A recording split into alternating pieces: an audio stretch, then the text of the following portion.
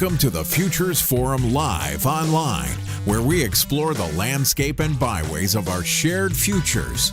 On this edition of the Futures Forum Live, we exchange ideas, information, education, and inspiration about the future of Black America. For more information, visit www.thefuturesforum.org. Get Futures Sense now. Share this story and share our future. Stay tuned for a journey to the future with host Dr. Claire Nelson.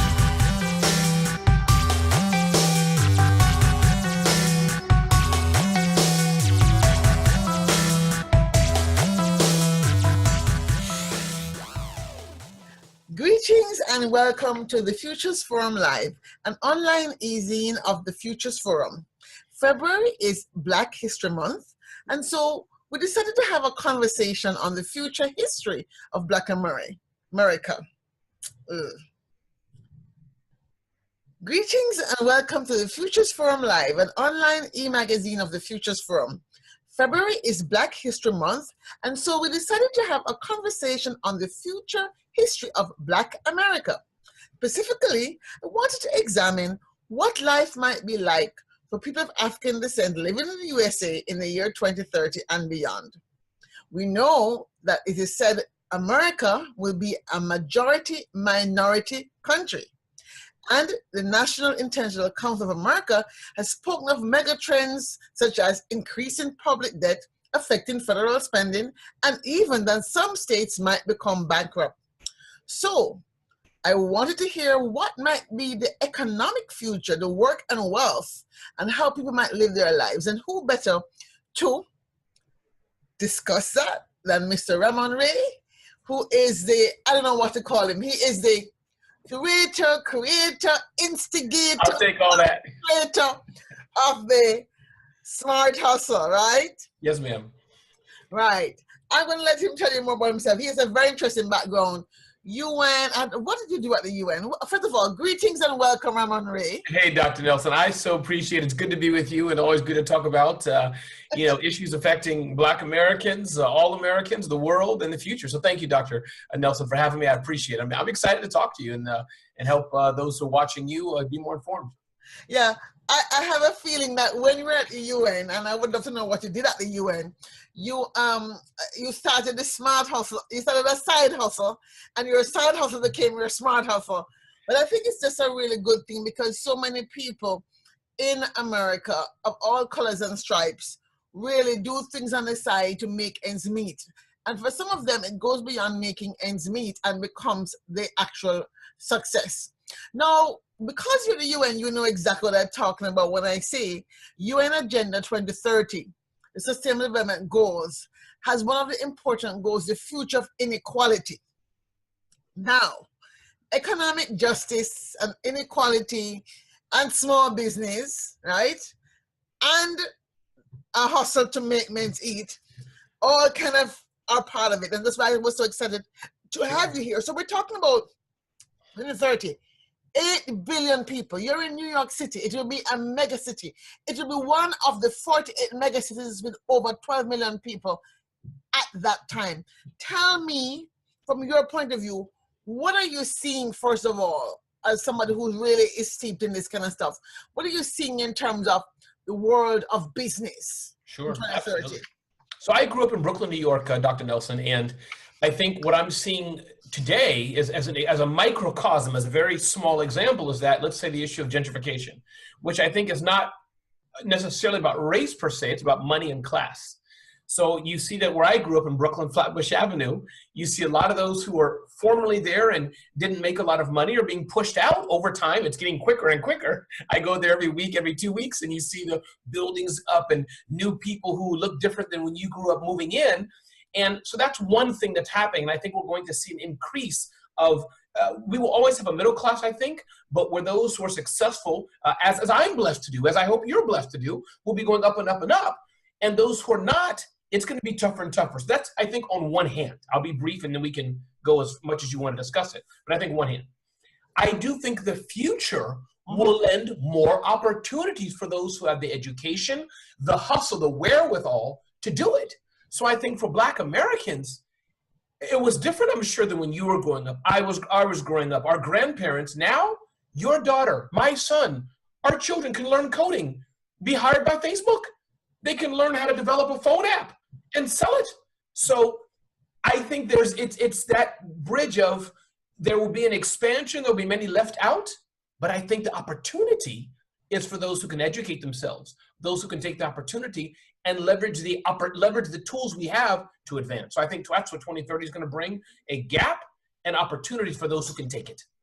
So I'm going to follow up on that then. So you're saying that you believe that people like myself who may have some apprehension on the future of work and the fact that AI will be displacing so many jobs, you believe that the technology is not going to be in a place where the opportunity, right, to create a way of making a life will be non-existent.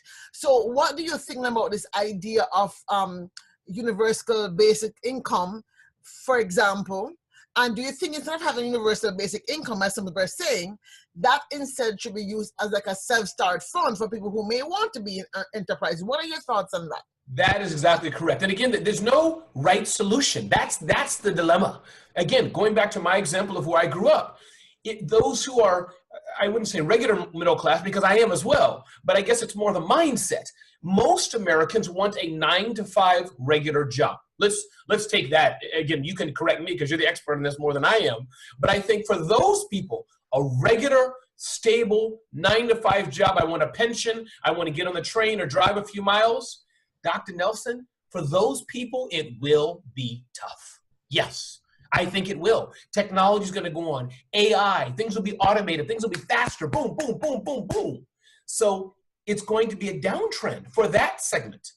But I guess since I'm a kind of a glass half full person. No, but I was wondering to myself, but I've heard talk that the millennials are not even interested in that. In fact, first of all, everybody has been saying, economists have been saying, and we already seen us drifting away from this jobs with pensions, hence push of 401ks, hence the challenge that unions are facing.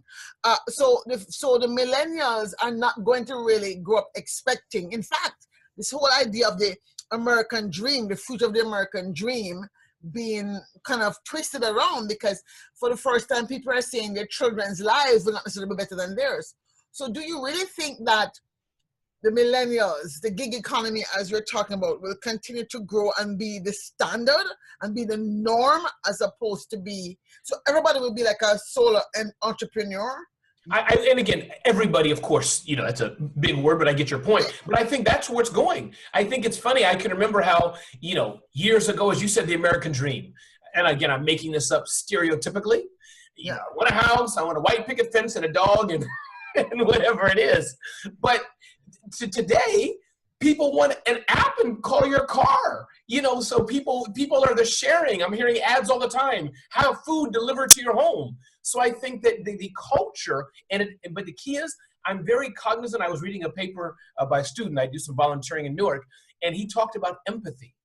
I'm very careful to remember that even though I'm this way, I happen to be Mr. Technical and Digital, there's a huge number of people that we have to make sure are not left behind. Or the question may be asked, what to do with those who are not on board the technology train? That is the big question. Yeah. Like for me, I'm going to upfront, folks. Yes, I did study engineering, and I used to walk around with my big box of cars and do coding.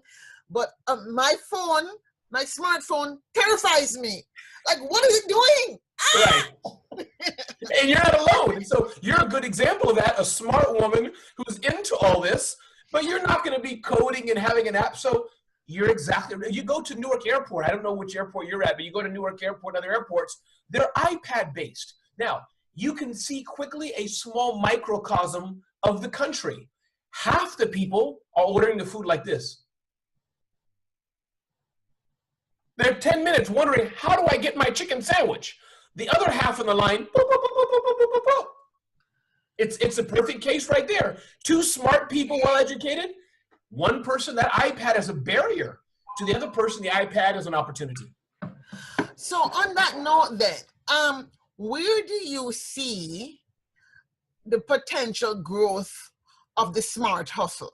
In other words, what will the smart hustle look like in 2030? What, with AI, with 3D printing, with drones, what are some of the small businesses that might crop up to solve the challenges that people will be facing in that era? Yeah, here's an example. This is not an example of a small business, but my friend Gary Vaynerchuk, he's a thinker on technology and things of this nature. A big company, it was Coca-Cola, GE, one of these big companies, hired his firm to help with voice marketing. Very new. First of all, what is voice marketing? I could be using the word wrong, but I know it's voice something. Is that using Alexa, Siri, Cortana, all these voice enabled. This is a very specialty, emerging business. Who would have thought 10 years ago that the big Procter & Gamble and these billion-dollar companies would hire an agency to help them use voice-enabled applications better? We wouldn't have thought of it. So that's an example of, there's things, Dr. Nelson, cropping up so fast that are so new that we can't do, that it's surprising. So that's an example. I think when I think of 2030 then, here's what I say. For those who have their own businesses and can be nimble and can look ahead, there's opportunity for you. For those that are more in the old school realm, not in a bad way, old school realm, there's opportunities for you to fine tune and retune your business. Because 2030, I think, because of technology, it's a game changer for those who are aware of it and know it. For those who don't, it's going to be tough. It's going to be tough. Well, as a futurist, I guess I'm concerned about the inequality that seems to be entrenched. This sense that people in Black America, be you native Black American or immigrant like myself, and how inequality might become further entrenched. For example, let's talk about technology.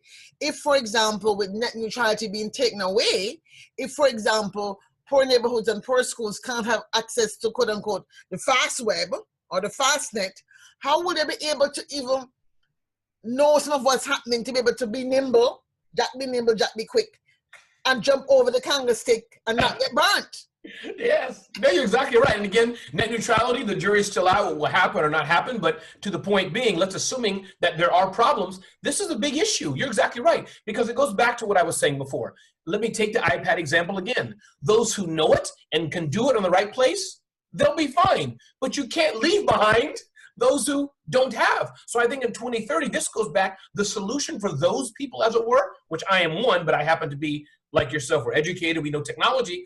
It's up to us to talk to our politicians. It's up to us to talk to civil society. It's up to us to build up communities, nonprofits, enable them to either A, put pressure on those who can be decision makers, that's one, and or in our own communities to make things happen. So let's say the elected officials in the middle are not helping us. Mm-hmm. Maybe there's community leaders that can go directly to Google, to Facebook, to AT&T, to Verizon and say, hey, listen, we have a library here. Our broadband is slow. What can you do to help us? So I think there's many ways around that if that happens. But yes, I think you're right to be concerned. As technology goes on, I do some teaching at a community college in Newark.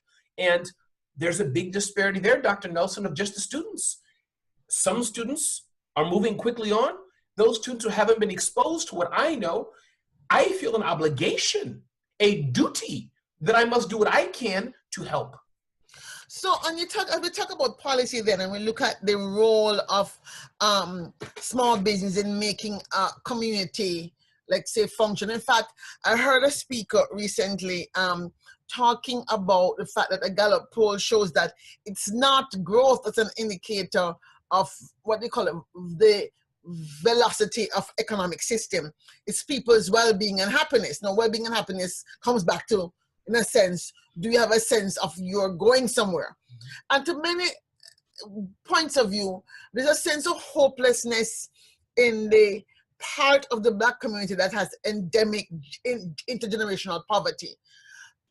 As New York City in particular, since you're there, I know they've been doing some work around sustainability. I also have been participating with some of the people in Brooklyn, talking about the gentrification and a way around it and getting engaged to ensure affordable housing and affordable lifestyles.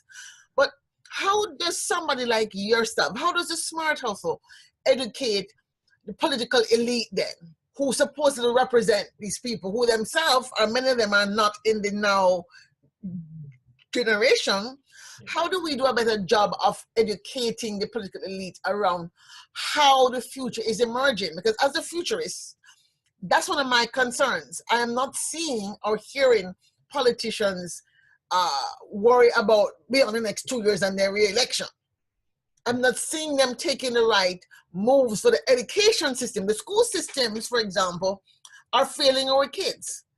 How do somebody like yourself, who is in media, educate other people in the Black media so that we can help move the agenda along? What are your thoughts on that? Yeah, it's a good point. I think that there's a few, that's nothing going to be perfect, and I think there's a few pillars. I think that one, I'm always cognizant and remembering that in large part, these large companies, any good thing they're doing is not because they're being kind and sweet or they care. It's face it, it's a large part to pat themselves on the back to, we gave $1 million here, $1 billion here. So I think one, educating them, but shaming them to do good. Let's put it that way. Shaming them to do good. I think that's one element. And I think point two, Dr. Nelson, really the biggest thing it's going to be is just like grassroots efforts, one community at a time. Unfortunately, it's not scalable. And I would look to experts like yourself more so to help to educate me on what I can do. That's probably what I would say, is that you helping me know how to use my position and what I can do to educate others. That's a way to do it. But so I would say one, shaming the large companies, those who have the funds and who do give it out to do good and to do more.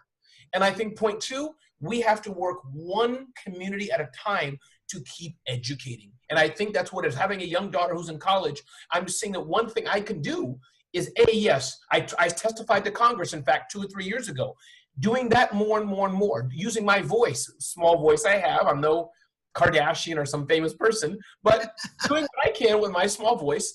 But I think also in my small world, can I volunteer and teach 100 students? Can I volunteer and teach 1,000 students? Can I lend my time, my credibility to other organizations who are doing greater work? And if we all do that, that's scalable.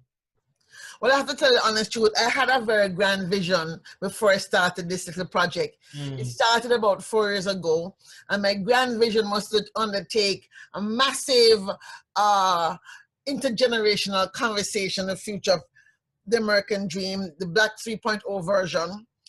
And I created a proposal, and I tried to get partners, and nobody would take me on.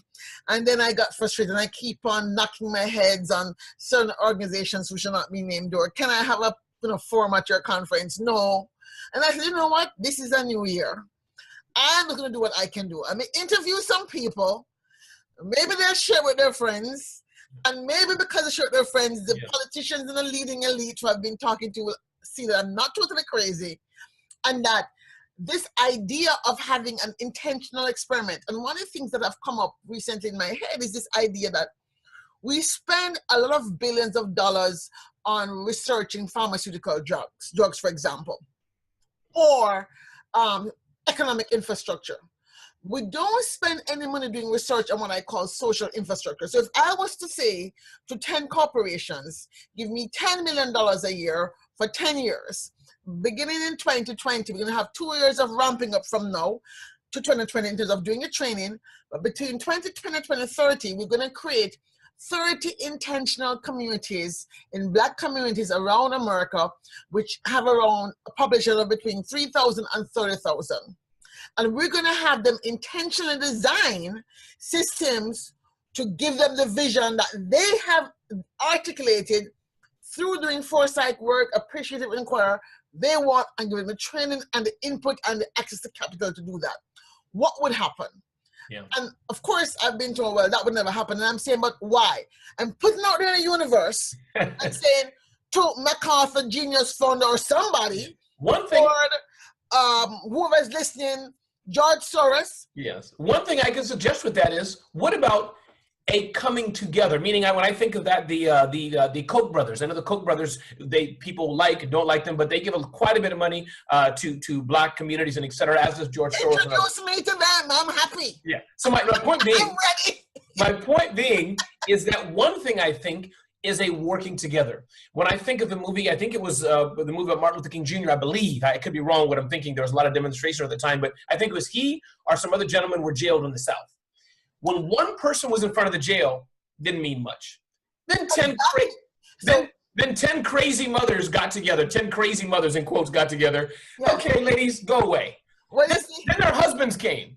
You get where I'm going. But then when 10,000 people, when hundreds came around, they had to do something. So my point is, Dr. Nelson's the match, the catalyst, and you're one person. And we're talking today, that's going to be an effect.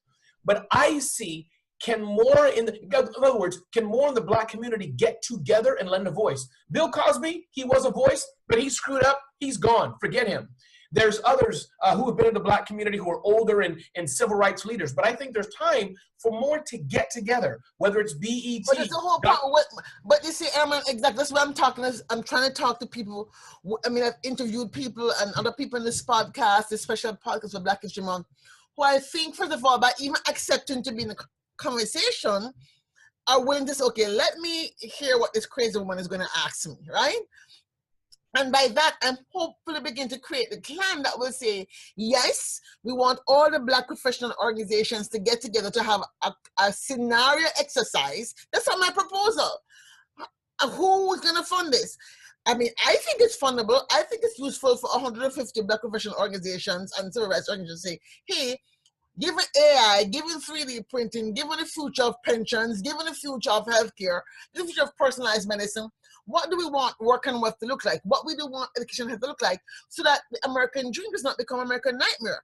So as you talk about the future of media and talk about how do you see then business and small business in particular, because we know small business is like America's mainstream, right? How do you see people, regular people, continuing to ensure, in fact, what I was going to ask you before I got sidetracked was, how do you see small business helping to fill that need then for the potential left behind, as opposed to government filling that need? Sure. Is there a role for small business to fill the need for the potential left behinds? I'll answer it two ways. I think for small business to do it, we are not the best way to do it. The best way to do it. I think of my own business. I had a $500,000 business. My focus is heads down, growing my business for my family. You know, speaking selfish, we all look at our own rent first, how to pay for our own food first. So I think on one hand, we're probably not the best. That's why the larger companies, they have budgets for nonprofits, budgets for sponsorships, things like that. So I think I think you misunderstood my question. Sure. You said that in the future, the people who are technology savvy will be moving at a good pace. Right. But those who are not will have challenges. Yes. So with all this talk about social business and big corporations, do you think that there might be a small business solution to solve the challenges of the potential left behind? So here's the solution, I think. When I think of the story of others who I've heard about, I think it's a two-way pillar.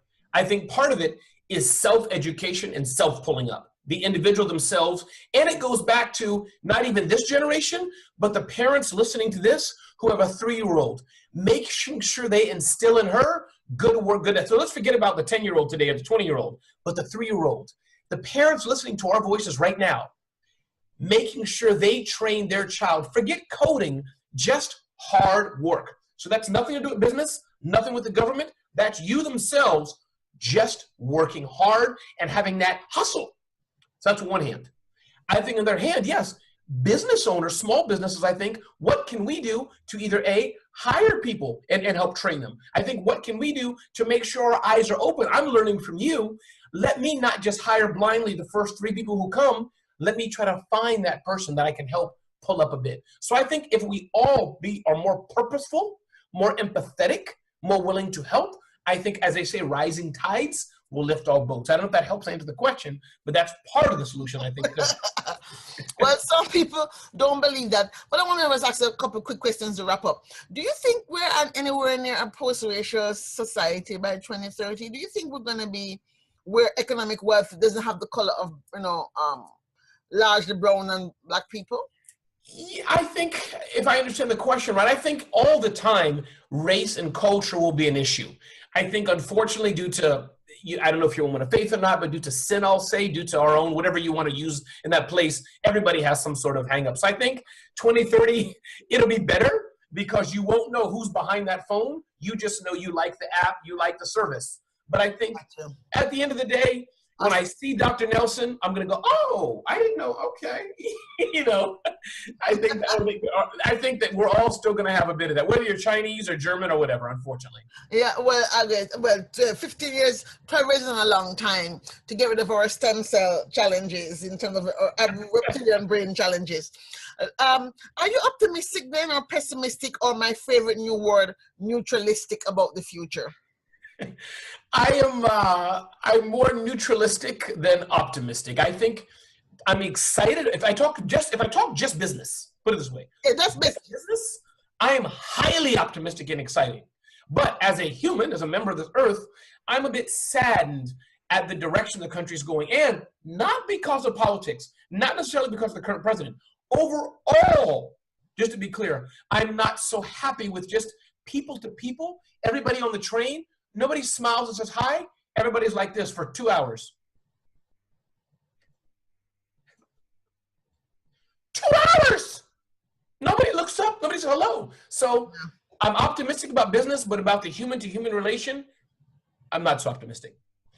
So one last thing, based on the smart hustle.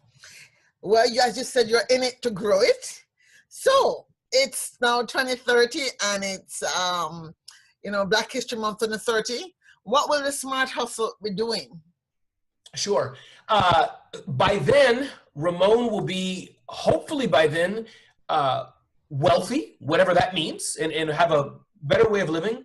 And he will have probably contributed several $1 million to various funds. Boy, oh boy, I always choke up.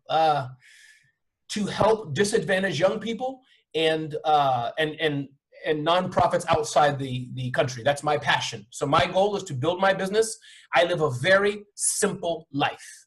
I have a used car, a very simple life, and I want my money, my wealth to go to others. So by 2030, you won't know it's me. You will not know it's me. Maybe 1 or 2 places you'll see Ramon Ray gave this, but beyond that, the world won't even know my name, but I will have impacted the lives of millions, I hope, of young people. That's my passion. Well, I think that's a very wonderful place to bring our conversation to a close. I like your passion and your vision, and the fact that, as you say, hard work and hustle can help us to create communities one at a time that are more prosperous and bring more hope. And that your organization, the Smart Hustle, will be part of that process. So I want to thank you so much, Ramon Ray, curator, founder, instigator, perpetrator of the Smart Hustle, for being a part of this conversation. It's been a pleasure. I've learned from you, and I so appreciate being in your community and working with you to help the causes that are important to us all. Thank you, Dr. Nelson. Yes. So that's it, folks. I want to thank you for joining us on the Futures Forum Live, where we explore salient ideas for sustainable futures. Remember, the future is embedded in the landscape of today. So seize the day and seize the future. Safe journeys. As we say in Jamaica, walk good. You have been listening to the Futures Forum Live online. This podcast aims to tell and share stories about the emerging future and help us better shape the future we want. The Futures Forum Live online is a production of the Futures Forum in Washington, D.C. For more information, visit www.thefuturesforum.org. Get future sense now.